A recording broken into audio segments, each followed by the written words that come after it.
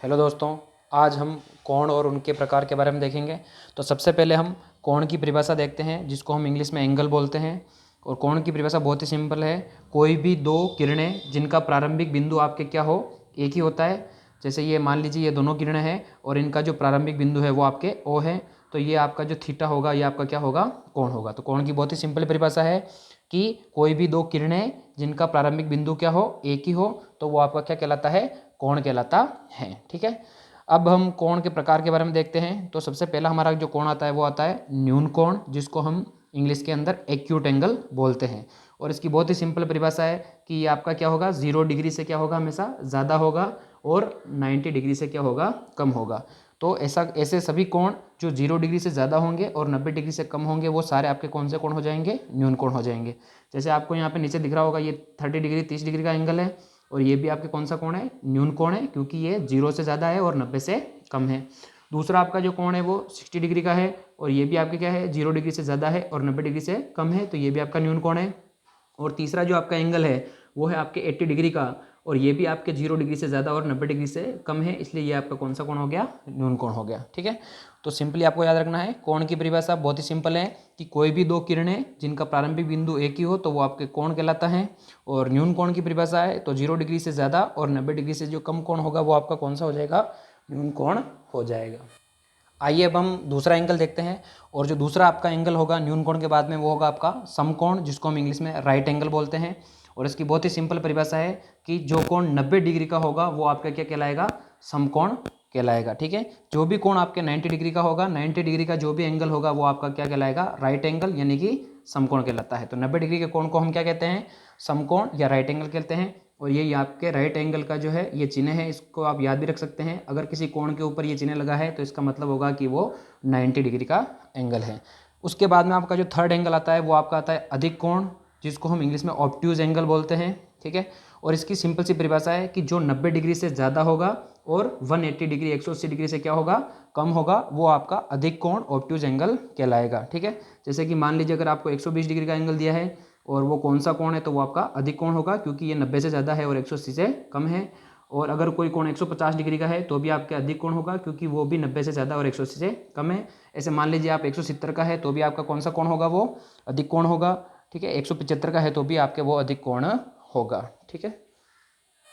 आइए अब हम चौथे कोण के बारे में देखते हैं। तो हमारा जो चौथा कोण होगा वो होगा आपका सरल कोण, जिसको हम इंग्लिश में स्ट्रेट एंगल बोलते हैं। और इसकी भी आपके बहुत ही सिंपल परिभाषा है कि 180 डिग्री का जो कोण होगा वो आपके कौन सा कोण हो जाएगा, सरल कोण कहलाता है।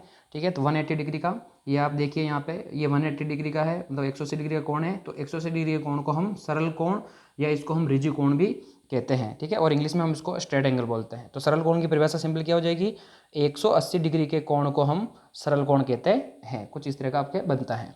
अच्छा, पांचवा जो आपके एंगल होगा वो होगा आपके वृहद या प्रतिवर्ती कोण, जिसको इंग्लिश में हम रिफ्लेक्स एंगल बोलते हैं। और ये क्या होगा, आपके 180 डिग्री से तो ज़्यादा होगा और 360 डिग्री से कम होगा। तो ये आपका जो 220 डिग्री का कोण है ये आपके वृहद कोण होगा, और ये जो आपके 320 डिग्री का कोण है ये भी आपका कौन सा कोण होगा, वृहद कोण होगा। तो वृहद कोण या प्रतिवर्ती कोण की सिंपल परिभाषा क्या हो गई कि 180 डिग्री से ज़्यादा परंतु 360 डिग्री से जो कम कोण होगा वो आपका कौन सा कोण हो जाएगा, वृहद कोण हो जाएगा।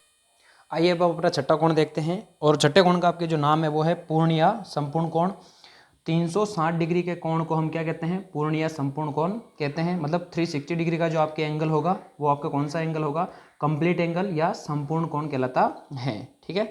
तो हमारे ये एंगल हो गए। अब हम कुछ दो एंगल और हैं हमारे बचे हैं, वो भी हम देख लेते हैं। एक आपका पूरक कोण है और एक आपका संपूरक कोण। अगला जो हमारा कोण है वो है आपके पूरक कोण। इस पूरक कोण को हम अनुपूरक या कोटिपूरक कोण भी कहते हैं। और ये जो आपके इंग्लिश में इसको हम कंप्लीमेंट्री एंगल बोलते हैं। और पूरक कोण की जो परिभाषा है वो आपकी है कि जब दो कोणों का योग कितना हो आपके 90 डिग्री हो तो वे एक दूसरे के क्या कहलाते हैं, पूरक कोण कहलाते हैं। जैसे मान लीजिए कि 50 डिग्री का आपको पूरक कोण पूछे तो आपके वो कितना हो जाएगा, 40 डिग्री हो जाएगा, क्योंकि दोनों का योग आपका कितना होता है, 90 डिग्री होता है। और अगर आपको 60 डिग्री का पूरक कोण पूछे तो आपका कितना हो जाएगा, 30 डिग्री, क्योंकि 60 और 30 का योग भी 90 होता है। तो ये 30 डिग्री और ये 60 डिग्री का कोण है, और ये दोनों क्या है, एक दूसरे के पूरक कोण है। तो पूरक कोण की बहुत सिंपल परिभाषा है कि ऐसे दो कोण जिनका योग कितना हो, 90 डिग्री हो, वो आपके हमेशा पूरक कोण होंगे। अब हमारा सबसे जो लास्ट वाला कोण है वो आपका है संपूरक कोण, जिसको हम इंग्लिश के अंदर सप्लीमेंट्री एंगल बोलते हैं। और इसकी परिभाषा भी बहुत सिंपल है, जब दो कोणों का योग कितना हो 180 180 डिग्री हो तो वे एक दूसरे के क्या होंगे, आपके संपूरक कोण होंगे, यानी सप्लीमेंट्री एंगल होंगे। जैसे 130 डिग्री का सप्लीमेंट्री एंगल संपूरक कोण कौन सा होगा, 50 डिग्री का होगा। और 90 डिग्री का सप्लीमेंट्री एंगल हमेशा क्या होगा, 90 डिग्री होगा। और जैसे हमने यहाँ पे चित्र बना रखे हैं तो इसमें 120 डिग्री है, ये 120 डिग्री का कोण है, और ये आपके 60 डिग्री का कोण है, और ये दोनों ये क्या है, एक दूसरे के संपूरक कोण है, सप्लीमेंट्री एंगल है, क्योंकि इन दोनों का योग कितना होता है, आपके 180 डिग्री 180 डिग्री होता है। ठीक है, तो इस तरह से हम आज कोणों के बारे में हमने पढ़ा है। एक बार हम वापस रिपीट कर लेते हैं। कोण, ऐसी दो किरणें जब एक ही बिंदु पर आके मिलती है तो वो आपका कोण कहलाता है। पहला कोण आपका न्यून कोण, न्यून कोण की परिभाषा क्या है, 0 डिग्री से ज़्यादा और 90 डिग्री से कम न्यून कोण होगा। और 90 डिग्री का जो कोण होगा दूसरा वो आपके समकोण होगा। और 90 डिग्री से ज़्यादा और 180 डिग्री से कम आपके अधिक कोण होगा। और 180 डिग्री का कोण आपके सरल कोण होगा। और 180 डिग्री से ज़्यादा लेकिन 360 डिग्री से जो कम होगा वो आपके वृहद कोण होगा। और 360 डिग्री का कोण आपके कौन सा होगा, वो आपके संपूर्ण कोण होगा। और जब दो कोणों का योग आपके 90 डिग्री होगा तो वो एक दूसरे के पूरक कोण कहलाएंगे। और जब दो कोणों का योग आपके 180 डिग्री होगा तो वो एक दूसरे के संपूरक कोण कहलाएंगे। तो ये आज हमने कोणों के बारे में पढ़ा। अगर आपको ये वीडियो अच्छा लगा हो तो इसे लाइक कीजिए और अपने दोस्तों के साथ